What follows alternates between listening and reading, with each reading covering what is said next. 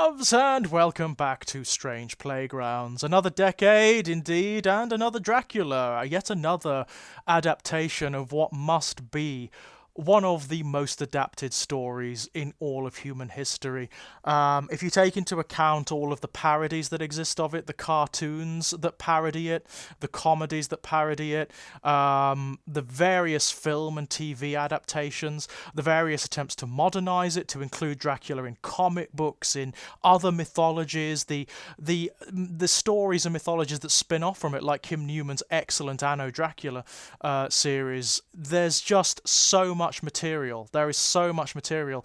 The roots of Dracula are tied up with the roots of cinema, of course. One of the earliest films we all know of, which is, of course, Nosferatu, was originally an attempt to adapt Dracula. The only reason that Count Orlok, the vampire in Nosferatu, is Count Orlok and not Dracula is because they couldn't get the rights to it, but the beats of the story are still Dracula. And it's been the same ever since, really. It is one of the most adapted stories in the English language, and indeed in any language. It is everywhere. It's become a meta-narrative. It's got to that point now where it, like Frankenstein, like Dr. Jekyll and Mr. Hyde, like so many stories from this era, it has seeped into culture to the point whereby people who've never read the books, people who have never seen any of the films, still know the beats of this story. And not just the beats of it, but the intimate details as well. And as a result of that, it's very difficult to adapt. It's very difficult to adapt. How do you adapt something that everybody already knows? That everybody already knows every single detail of, the beats, the moments, every single chapter. So there are people who've never read the book who could probably make a good go of describing every moment of the story, chapter by chapter, and probably do it rather well. How do you do that? How do you take a story that's so well known, where everybody knows every twist and turn, and make it something new? There are lots of different ways you can go. I mean, for a start, let's have a look at the original novel. Now, my experience of the original novel is interesting because I do not like it. I do not like it at all. A strange thing for someone who is so versed in horror to say, I suppose, but yeah, I do not like Dracula at all. I don't like most of Bram Stoker's work, if I'm perfectly honest. I find the work stilted. I find his writing style pretty execrable, I'll be honest. It's written in that very journalistic, retrospective way that was so vogue at the time, but it is so damn dry. It's so damn dry and so verbose and so... It tries to sort of morally coerce the reader into accepting particular standards and perspectives, and I really dislike that powerfully. Underneath that, of course, you've got the whole themes and intent of the book, which are powerfully racist. I mean, Bram Stoker himself was powerfully racist, hated the notion of immigration, and that's largely what Dracula is about. It is about a strange and sinister foreign man who comes into our culture and starts attacking our women in a very sort of sexual way, and starts infecting them with a kind of disease that makes them like him. It's a giant metaphor for lots of... It's a giant anti-immigration metaphor, ultimately. And that's not just me reading into it, that's not just me applying themes to the book retrospectively. Bram Stoker himself was fairly overt about it. He did not like foreigners. He was a very unpleasant man indeed. And the book, as a result, itself is very, very unpleasant. I understand why it was significant. I understand its place in the annals of horror and indeed of fiction, but I don't like reading it myself. I find it joyless. I find it narrow. I find it bigoted. I find it a fairly bigoted piece of work. Beyond that, of course, now is the same problem I was talking about before. We already know the story. We already know every beat of it. What I find really interesting is a lot of the adaptations are actually, to my money, phenomenally superior to the original book. Phenomenally superior. Some of them are not. Some of them are pretty terrible.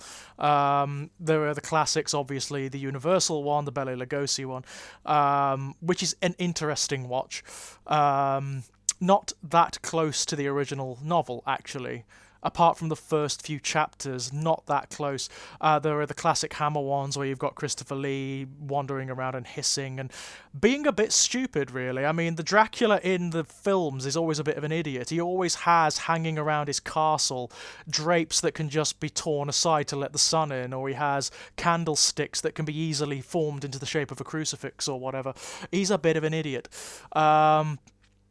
But yeah, and of course now we have a new adaptation. We have the new BBC adaptation written by Stephen Moffat, and there are lots of problems to unpick with that at the beginning. I mean, it's actually, to be fair, it's Mark Gatiss and Stephen Moffat, and Gatiss I actually like as a writer quite a lot. He knows his onions when it comes to horror in general. He knows how to frame horror in a very beautiful way. He certainly has a penchant for the Gothic, which of course you can see in the likes of The League of Gentlemen, in Doctor Who, in lots of other things he's been involved with as well. He actually did a very good series of sort of historical looks at horror fiction and horror cinema, and recently also a biography of M.R. James, which was very good, which is available on the BBC iPlayer now. But the problem here is Moffat. The problem here is definitely Moffat. And I know it's very fashionable to hate on Moffat and whatnot, but there's a reason why that status came about. I have profound issues with Moffat's writing. I find that Moffat is very good when there's someone around to tame him, when he is operating underneath another lead writer who's able to say to him, no, tone it down, do this, and then it will work. So when you get Moffat writing individual episodes of something, he's often very good. I always look at Blink from Doctor Who, which he wrote, which is very, very good indeed. A number of other episodes as well, which are very, very good. When he is corralled, when he has someone telling him no, he can be quite good. When he's in charge of something, his ego, his arrogance gets in the way, and you get just appalling, bloated, festering work. I always look to the likes of that dreadful adaptation of The Strange Case of Dr. Jekyll and Mr. Hyde, that sort of very 2000s one that he did in the early 2000s that starred James Nesbitt, which was a total train wreck. It was an absolute car crash of a piece of work. It was trying too hard to be too trendy, to be too wry, to be sort of winking at the audience. It tried to explain itself too much, and that was the core of its mythology, rather than just letting things be. It was appalling and fell apart pretty much after the first episode, and that tends to be what happens when Moffat is in charge of something. So you can, there was hope for this Dracula series because Gatiss is there to sort of rein him in. By the way, the less said about the BBC Sherlock, the better. It's appalling. It's so patronising. It's so badly done. It defeats the object of the original books completely. In fact, it's so freaking arrogant in terms of its writing that it actively insults the original books deliberately on several notable occasions. But we'll talk about that in another video.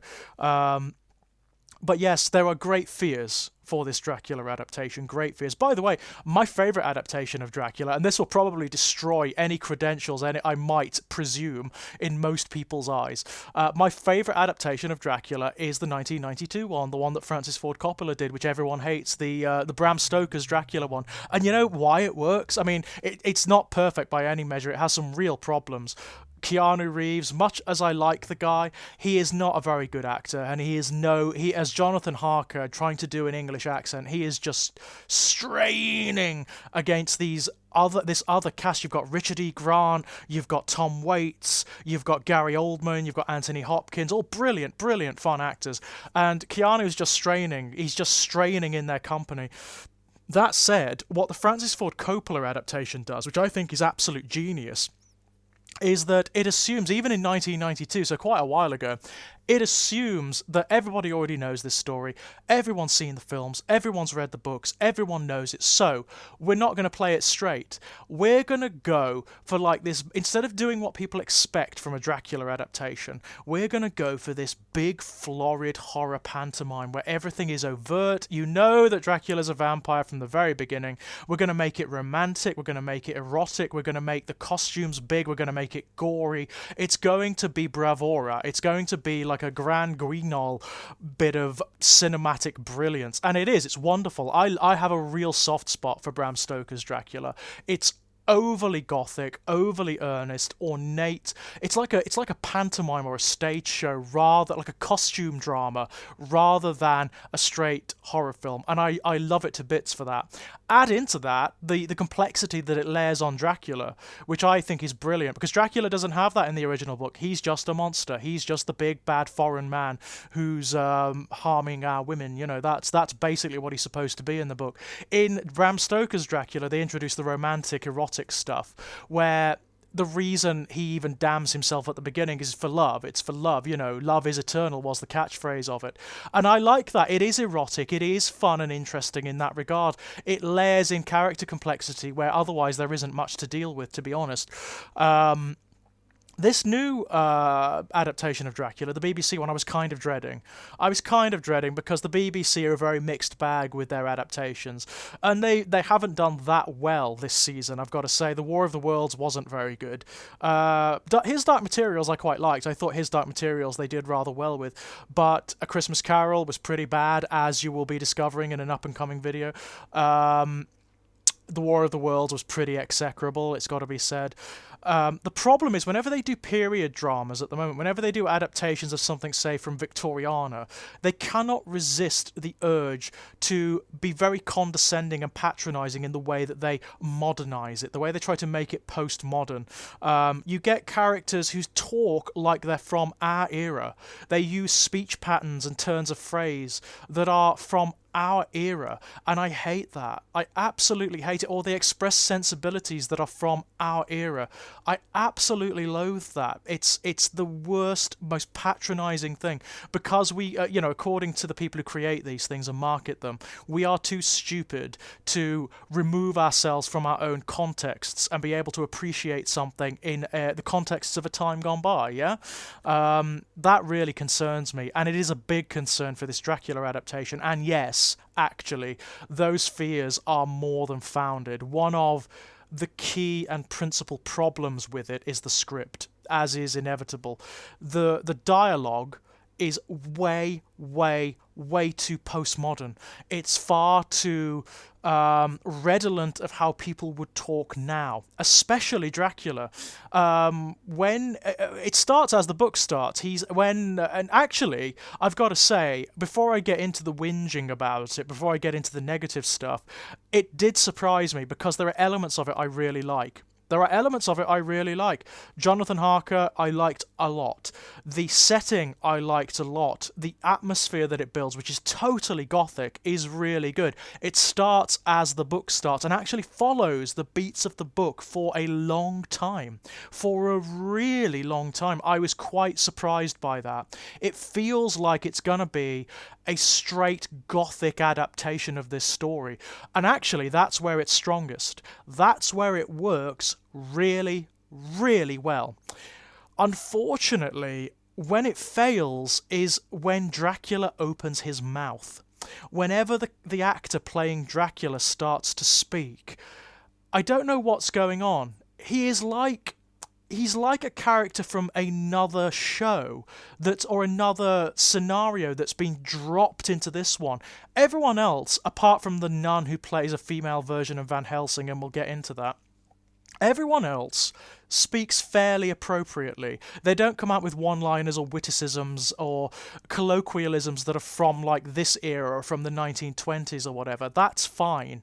Although there are these very synthetic attempts to introduce perspectives and ideologies that just wouldn't have been around then, which is really frustrating. It's actually really frustrating and does the story a disservice, does the characters a disservice, and ironically does those perspectives and ideologies a disservice as well. It's ahistorical and it just doesn't work. But for the most part, the early segments are pretty good. All the stuff with Jonathan Harker in the castle is good. It's gothic, it's well shot, it's kind of disturbing at times. It has atmosphere, it has genuine atmosphere. The actor who plays Dracula, though, I don't know what's going on. I don't know whether it's the direction that is being given, but the moment he opens his mouth, it's funny. And I don't know whether that was the intention, but it had me laughing out loud throughout. I have to say, it had me laughing out loud throughout, often because of the delivery of his lines, the intonation of his lines, and the way he would come out with these very sort of winking at the screen witticisms. You know, the character, the Dracula character, knows that he is in a fiction. He's one of these wisecracking postmodern characters, like the token Disney comic character who just comes out with postmodern references willy-nilly, like the genie from Aladdin, for example. That's what Dracula is in this. He is the genie from Aladdin. He comes out with all of these witticisms and one-liners, and it doesn't work. Some of the horror stuff is good. It's really well framed. It's where the effects are good. And some of the interactions between him and Jonathan in particular, and between him and the Van Helsing nun, are pretty good. I liked them rather a lot. There is some tension there. But it's the way he delivers lines and his placement, his framing in the thing is just jarring. You've got all of this gothic, elaborate horror going on around him, and it's softened unimaginably by having this wisecracking character sitting around, sort of raising his eyebrow and winking at the screen. It doesn't work. Ironically, given the tone that they hit at the beginning, it would have worked if they'd gone with a straight telling. Just make Dracula, Dracula. Make him as he is. Ironically, as much as I dislike it, as he is in the book or in some of the older film adaptations, it actually would have worked because it does such a good job of establishing a gothic atmosphere. And they should have just ridden on that. They should have just ridden on the atmosphere of it. But they don't, unfortunately. They can't resist the urge to make him postmodern, wisecracking, a little too sort of knowing of his place and position. Basically rips the viewer every time he opens his mouth, every time he winks at the screen, every time there's this silly kind of comedy witticism coming through. It just breaks all immersion. It breaks all immersion, and you're sort of like, oh God, all right, fine. So, and that's what breaks it. Everything else works. Interestingly, almost everything else works. I like the effects are good, the makeup is good, the shooting is good, the editing is good, the sets are wonderful, the atmosphere drawn is good. What breaks it is Dracula. He actually doesn't work. I even liked the Van Helsing nun. You don't actually find out that she's this world's incarnation of Van Helsing until near the end. But she's this nun who has like an obsession with the dark arts and occultism and whatnot. And she knows about vampires, and she's quite fun. She is sort of the sage character. She's the Gandalf of the piece, but she's got this wry wit about her. And there are encounters between her and Dracula that are pretty damn good, actually. I actually rather like the tension of them, but it just falls flat on its face because of its contrivance, because of the Moffat stuff. I guarantee you the decision to make Dracula this way, to portray him in this way, is Moffat's doing. I guarantee you it is, because it reeks of what he did on Jekyll. It reeks of what he's done on any show where he's been in charge of the writing, and it's really sad. It's really annoying because he needs putting on the chain a bit more. Modernizing Dracula is not a bad thing. It's been done and it's worked. The Gary Oldman's portrayal of Dracula is fairly modernized and works really, really well. They added layers of complexity to the character. They made him charming. They made him sexy as all hell when he becomes young again, and it works really well. This guy doesn't work. I don't know whether it's the actor, I don't know whether it's the framing, I don't know whether it's the script or just a combination of all of them, but it just doesn't work. He drags you out of the fiction massively, and not in a good way. Even that could have worked. Having Dracula almost be like the de facto narrator of the story, you know, knowing what's going on because he's so ancient and so old and he's seen it all before, that could have worked in the hands of a better writer. But the way it's currently framed, it's fun. I will give it that. It is a lot of fun to watch because it does have this real sense. When you've got the Gatist bits, when you've got the gothic horror, when you've got the horror set pieces, when you've got the grue and the gore, it's actually pretty good fun. Beyond that, it's not. It's funny. It is divertingly funny. But it's also irritating. It's irritating because it's condescending, because it's sort of reaching out and winking at the audience and patting them on the head and treating us as though we're imbeciles. And I don't like that. That is something that is guaranteed to turn me off the writing. And it's exactly what Moffat did in Sherlock as well. It's exactly what he does in Sherlock. He takes the cleverness of the original novels, whereby the reader is given every bit of information. All the clues are on the page. So if you're smart enough, you can use your own deductive reasoning and you can determine what the answer to the mystery is. That's the joy of them. That's the joy of the original Sherlock books. In Stephen Moffat's Sherlock, it rips all of that away. And Sherlock is just like an X-Man mutant. He's just some other creature that operates on another plane of existence where he can absorb information that the audience can't possibly have even perceived, because a lot of it comes from off screen, by the way. So the whole point of the Sherlock show is to make you feel stupid and inferior by making Sherlock into this superhuman entity, and it just doesn't work. It's really bad, actually. It's really badly done, and I'm afraid to say it's badly done from the first season on. I know people were kind of hoodwinked by it, but it's there from the first episode. And it's what you've got here too. He just can't resist it. He can't resist being self-indulgent. He can't resist being too self-aware, too comedic, too winking at the screen. He just can't seem to resist doing it with his work, and that's what this Dracula has done. I will keep watching it though. I will say that it's got enough good in it that I am curious as to where it's going. It's got enough in it that I'm curious to know as to what it's going to do later on. My fear is that because it's going to focus on Dracula more from this point on, all of the bad stuff is going to be emphasised and is going to overwhelm anything that could potentially have been good. We'll see. We'll see. At the moment, I am not enthused. I can tell you that much. I am not massively enthused. But that said, going back to the very beginning, adapting Dracula is a thankless task in this day and age. It's an absolutely thankless task. I don't quite know how you do it and make it work, make it fly. So, until next time, ladies and gents, bye-bye!